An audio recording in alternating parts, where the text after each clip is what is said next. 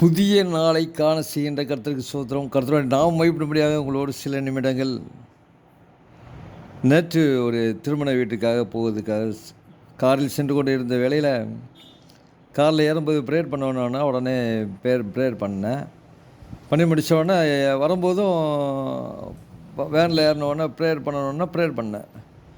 அப்புறம் வீட்டுக்கு வந்ததுக்கப்புறம் கொஞ்சம் நேரம் வந்து உட்கார்ந்துருக்கும்போது என்னுடைய ஆவியில் ப்ரேயர் பண்ணணும், ப்ரேயர் பண்ணலையாப்பா, போகும்போது பண்ணேன், வரும்போது பண்ணேன், அங்கே போய் எல்லாம் சந்தோஷமான காரியங்களெல்லாம் செஞ்சு விட்டு நிறைய காரியங்களை நீ பார்த்துட்டு வந்து இந்த நேரத்தில் வந்து நீ கிளம்ப போறியா, நீ நன்றி சொல்ல வேண்டாமா அப்படின்னு ஆவியில் உணர்த்தப்பட்டேன். உணர்த்தப்பட்டவுடனே அங்கே ஒரு 4 பேர் இருந்தாங்க. அவங்களோட கிட்டத்தட்ட 4 பேர் இருந்தோம். அப்புறம் ஒருமனப்பட்டு போன காரியங்கள் வந்த காரியங்கள் எல்லாம் குறித்து நான் அன்றைக்கு நன்றி சொன்னேன். நன்றி சொன்னதுக்கப்புறம் தான் இறுதியும் சமாதானமாகிடுச்சு.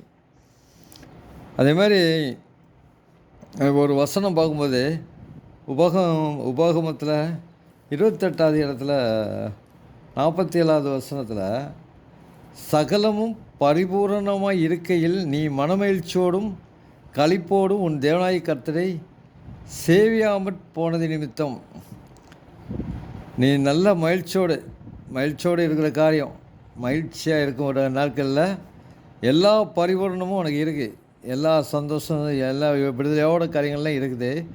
ஆனால் ஆண்டவர் உனக்கு எல்லாம் கொடுத்துருக்கும்போது கூட அவர் சேவிக்கணும் அப்படிங்கிறத ஒரு காரியம்.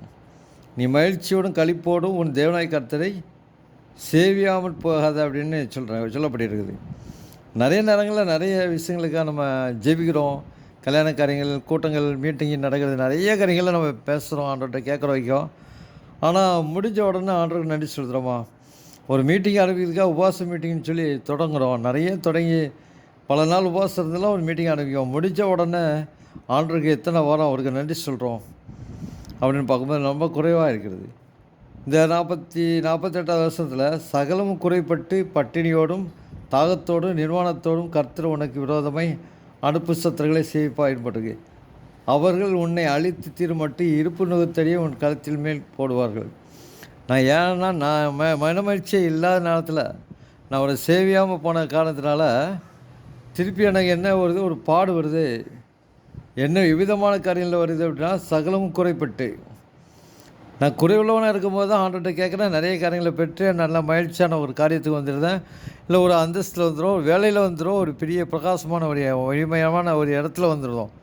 ஆனால் அங்கே இருந்து ஆண்டவருக்கு நன்றி சொல்கிறவங்களாம் இருக்கோமா, அவரை தொழுது கொள்கிறோமா, அவரை சேவிக்கிறோமா, அவருக்கு என்று ஊழியம் செய்கிறோமா?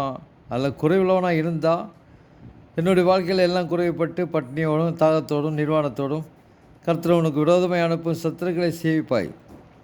சத்துருக்களை சேவிக்கிற சூழ்நிலை நமக்கு வந்துடுது. அவர்கள் உன்னை அழித்து தீரும் மட்டும் இருப்பு நுகத்தை உன் கழுத்தின் மேல் போடுவார்கள் என்று சொல்லப்படுகிறது. நுகத்தடியை போட்டவர்களாக சொல்லியிருக்கு. அதனால் நம்ம நன்றி உள்ளவர்களாக இருக்கணும் ஆண்டு விரும்புகிறாங்க. ரொம்ப அவருக்கு பிரியமான நம்மளுக்கு அவர் செய்கிற ஒவ்வொரு காரியங்களுக்காக நன்றி செலுத்துகிறோம். போயிட்டு வந்த காரியங்கள் முடிஞ்ச உடனே அந்த காரியத்துக்கு நன்றி செலுத்துறவங்களாம் இருக்கணும். தேவன் நன்றி உள்ளவர்களாக நம்ம இருக்க விரும்புகிறார். நம்ம கீழ்ப்படியெல்லாம் இருக்கணும் விரும்புகிறார். அவளுக்கு கனத்தை கொடுக்குறவெல்லாம் இருக்கணும் விரும்புகிறாங்க. அவளுக்கு மரியாதை கொடுக்கணும்னு பார்க்குறாங்க. நம்ம அவரை மரியாதை செலுத்துறது, கனம் செலுத்துறது, பயப்படுறது எல்லாமே ஒரே காரியம்தான். அவருக்கு நன்றி உள்ளவர்களாக நம்ம இருக்கும்போது தான் நம்மளை ஆண்டவர் வந்து சங்கீதம் 128 சொன்ன மாதிரி கர்த்தருக்கு பயப்படுகிற மனுஷன் இவ்விதமாய் ஆசீர்வதிக்கப்படுவான். கர்த்தர் சீயோனில் எழுந்து உன்னை ஆசீர்வதிப்பார். நீ ஜீவனுள்ள நாளெல்லாம் எருசலேம் வாழ்வை காண்பாய். கர்த்தர் சீயோனிலிருந்து உன்னை ஆசீர்வதிப்பார். சீயோனு கருத்து நிறைய இடங்களில் போட்டிருக்கு. அவர் அங்கேருந்து உன்னை ஆசீர்வதிப்பேன்னு சொல்லியிருக்காரு. அது நித்திய காலமாக நம்மளை ஆசீர்வதிக்கப்படுவோம். அப்படிப்பட்ட ஆசீர்வாதமெல்லாம் பெற்றுக்கொள்ளும்படியாக நம்ம வாழணும்னா நம்ம நன்றியுள்ள இருக்க தேவன் உதவி செய்வார். ஜெயிப்போம். எங்கள் அதிகமாக நேசிக்கிற அன்பின் பலத்தாப்பனே, எங்கள் வாழ்நாளில் எப்போவுமே நாங்கள் உங்களுக்கு நன்றி செலுத்துள்ள இருக்க கிருபை செய்ய மாட்டோரே. ஆண்டவரே, நன்றி செலுத்தும்படியாக உள்ளத்தை எங்களை தார மாட்டோரே. உமக்கு நன்றி செலுத்துவோமானால் கர்த்தர் என்னோடக்கு உதவி செய்கிற ஒவ்வொருவருக்கும் நாங்கள் நன்றி செலுத்துவோம் மாட்டோரே. நன்றியுள்ள இதயத்தை எங்களை தந்தை எங்களை ஆசீர்வதியும். இயேசுவின் ஜீவனுள்ள பிதாவே, ஆமென்.